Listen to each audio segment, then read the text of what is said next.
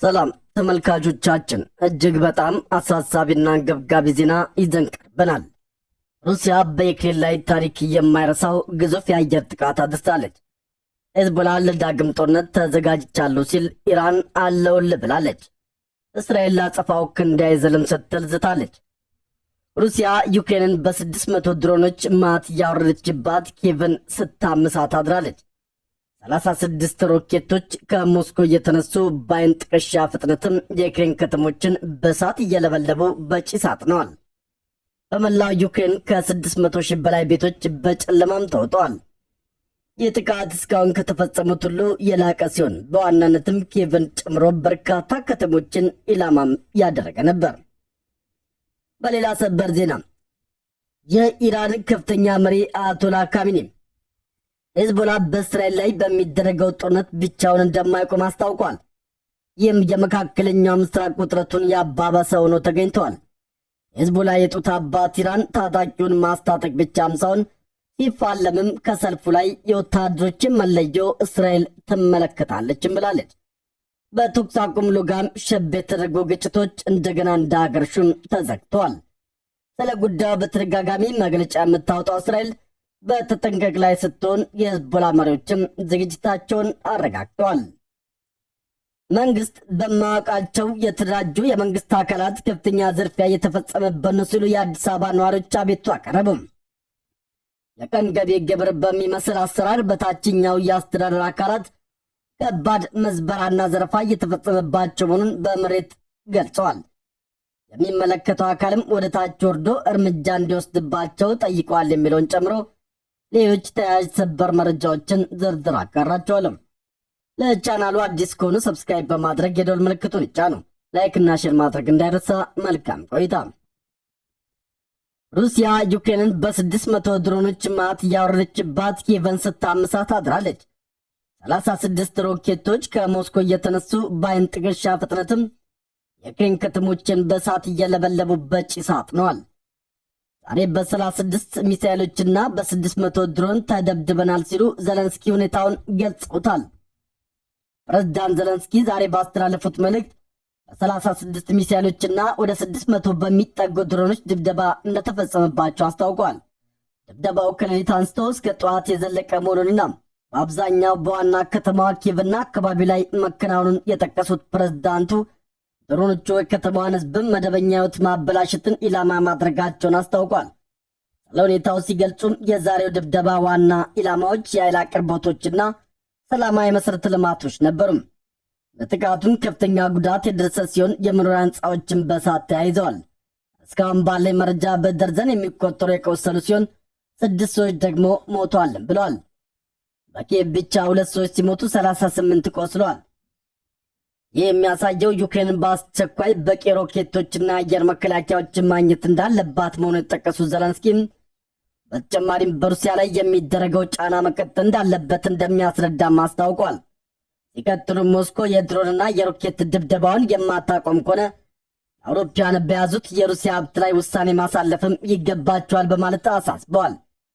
ፕሬዝዳንት ዘለንስኪ ስለ ሁኔታው ገለጻ ሲያደርጉም ሁሉም ሰው የሰላም እቅዶችን ነጥቦች ሲወያይ ሩሲያ ግን በሁለት ነጥቦች ላይ የተመሰረተውን የጦርነት እቅዷን መቀጠሏን አሳይታለች፣ መግደልና ማውደም።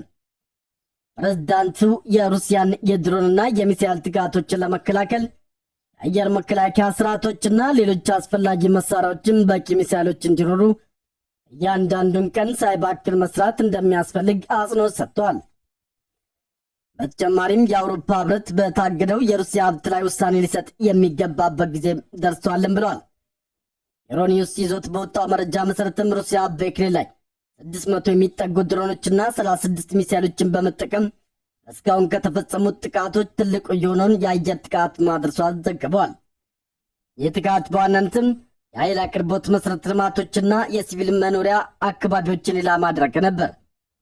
የዩክሬን የአየር ኃይል ባወጣው መረጃ መሰረትም ሩሲያ በአጠቃላይ 632 የአየር ጥቃት መሳሪያዎችን የተጠቀመች ሲሆን ከእነዚህም ውስጥ 596 ያሉ የተለያዩ አይነት ድሮኖች ናቸው።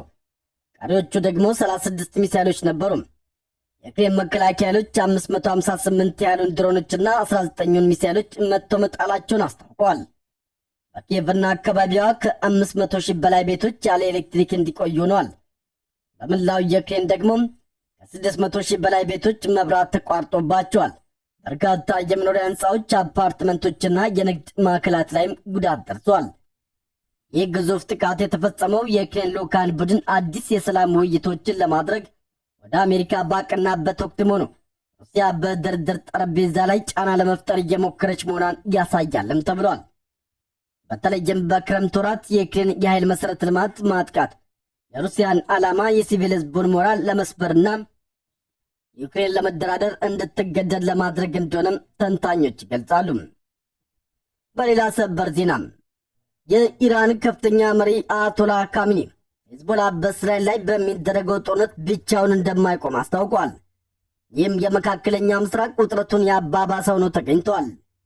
የሂዝቦላ የጡት አባት ኢራን ታጣቂውን ማስታጠቅ ብቻም ሳይሆን ሲፋለምም ከሰልፉ ላይ የወታደሮችን መለየው እስራኤል ትመለከታለችም ብላለች። ይህ መግለጫ ኢራን ለሂዝቦላ የምትሰጠውን ድጋፍ የሚያመለክት ሲሆን እየተከታተለ የመጣውን ቀጠናዊ ግጭትን ባለብዙ ተዋናይ ያደርገዋል። በተኩስ አቁም ሉጋም ሸብ የተደረጉ ግጭቶችም ተባብሰው እንዲቀጥሉ በር ይከፍታል። ስለ ጉዳዩ በተደጋጋሚ መግለጫ የምታወጣው እስራኤል በተጠንቀቅ ላይ ስትሆን የሂዝቦላ መሪዎችም ዝግጁነታቸውን አረጋግጠዋል።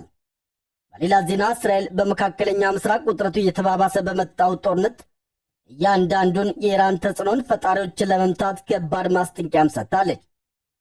ይህ መግለጫ ከቅርብ ጊዜ ግጭቶችና የኢራን ሚሳይሎች ግንባታና የኒውክሌር እንቅስቃሴ ጋር በተያያዘ የሚደረገውን ዝግጁነትን ጭምር የሚቃረን ነውም ተብለዋል። ሁለቱም ሀገራት ያነጣጠሩት መሳሪያም ለመተኮስ አፋፍ ላይ መቆማቸውንም አመላካች ነው። የሂዝቦላ ዋና ጸሐፊ ናይም ቃሲም ለሊባኖስ መንግስት ሂዝቦላ ሙሉ ለሙሉ ዝግጁ መሆኑንና ሊባኖስን ከስጋት ለመከላከል በሚያስፈልግ በማንኛውም ተልዕኮ ለመሳተፍ በተጠንቀቅ እንደቆሙም ተገልጿል።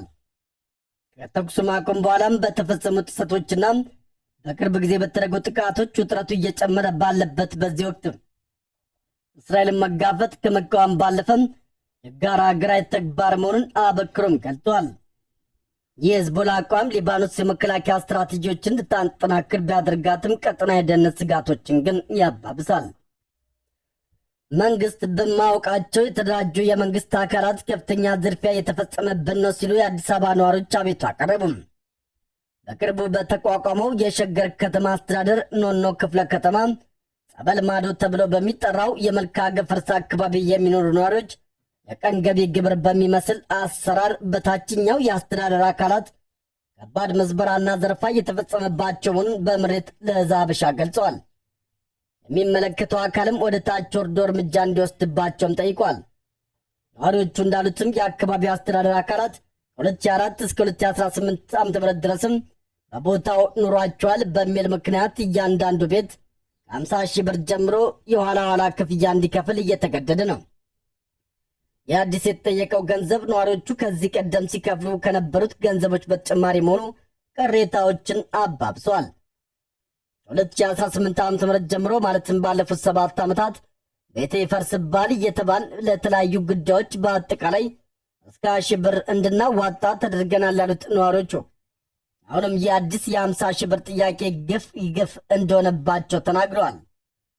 ነዋሪዎቹ ምዝበራው በዚህ ሳበቃ መሰረታዊ የመንግስት አገልግሎቶችን ለማግኘት በሚመስል መልኩም ህገወጥ ክፍያዎች እንዲከፍሉ መገደዳቸውንም አጋልጠዋል። እንደ ነዋሪዎቹ ገለጻ ቤታቸው በአየር ካርታ ላይ መኖሩን ለማረጋገጥ ወይም ለማየት ብቻ 2000 ብር እንዲከፍሉ ተደርገዋል። ማንኛውንም አይነት ሰነድ ከአስተዳደሩ ለመቀበል 500 ብር እንዲከፍሉ ተጠይቀዋል። በአዲሱ የሸገር ከተማ አስተዳደር ስር የተካተቱት እነዚህ አካባቢዎች ከዚህ ቀደም በኦሮሚያ ልዩ ዞን ስር የነበሩና አብዛኞቹ ነዋሪዎችም ሰነድ አልባ ወይም በሕጋዊ እውቅና ሂደት ውስጥ ያሉ ናቸው። የአስተዳደር ሽግግሩ የፈጠረውን ክፍተት በመጠቀም አንዳንድ የታችኛው የአስተዳደር አካላትና ደላሎች ነዋሪዎችን ቤታችሁ ሕገወጥ ነው ይፈርሳል በሚል በማስፈራራት ለከፍተኛ መዝበራ እየዳረጓቸው መሆኑ በተደጋጋሚ ይደመጣል። የአየር ካርታ ማረጋገጥ የቤቶችን ሕጋዊነት ለማረጋገጥ እንደ አውሮፓውያን አቆጣጠር ከ2014 ዓ.ም በፊት መሰረታቸውን ለማሳየት የሚደረግ መደበኛ ሂደት ቢሆንም ይህንን ሂደት እንደ ገንዘብ ማግኛ መጠቀም ከፍተኛ የሆነ የሙስና ወንጀል መሆኑን የሕግ ባለሙያዎችም ያመለክታሉ። ነዋሪዎቹ በሸማ ስራና በጉልበት የሰራነውን ቤታችንን ለማቆየት ስንል በየጊዜው በሚመጣ አዲስ ክፍያ ተዘርፈናል ያሉም ሲሆን የበላይ የመንግስት አካላት በአካባቢው ጣልቃ ገብተው ከዚህ የተደራጀ ዘረፋ እንዲያድኗቸው ድምፅ እንዲሆናቸውም ተማጽነዋል።